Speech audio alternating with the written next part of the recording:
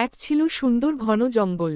সেই জঙ্গলে থাকত হরিণ, বানর, হাতি, বাঘ, সাপ, আর থাকত ছোট্ট একটি টুনটুনি পাখি। টুনটুনি ছিল খুবই ছোট, কিন্তু তার মাথায় ছিল বিশাল বুদ্ধি আর সাহস।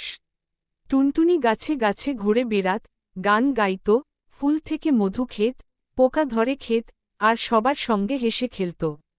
সব প্রাণীই তাকে ভালোবাসত, তবে বাঘটা তাকে একদম পছন্দ করত না।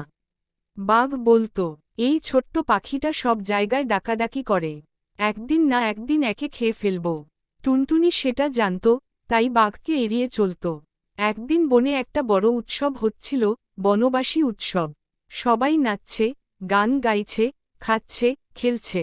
টুনটুনিও গাইছিল, চুপচাপ বন নয় ভাই, গানেই মেতে উঠুক তাই। বাঘ খুব রাগ করল।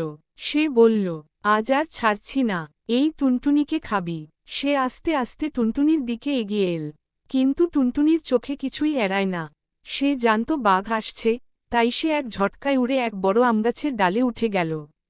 তারপর সে গাছের ওপরে বসে বলল, বাঘ মামা, বাঘ মামা, তুমি জানো না, এক সিংহ এসেছে বনে। সে বলেছে, যে বাঘ উৎসবে আসে, তাকেই নাকি সবার সামনে হারিয়ে দেবে। বাঘ তো ভয় পেয়ে গেল। সে ভাবল, না না, সিংহ যদি সত্যি আসে, আমি তো বাঁচব না। সে তখন ছুটে পালিয়ে গেল জঙ্গলের ভেতরে। সব প্রাণী খিলখিল করে হাসল। বানর বলল, টুনটুনি তো একদম মাস্টারমাইন্ড। হাতি মাথা নেড়ে বলল, ছোট হলেও অনেক বড় কাজ করে ফেলল। সেই দিন থেকে সবাই টুনটুনিকে আরও বেশি ভালোবাসতে লাগল। টুনটুনি বুঝিয়ে দিল, শক্তি নয়, বুদ্ধিই আসল।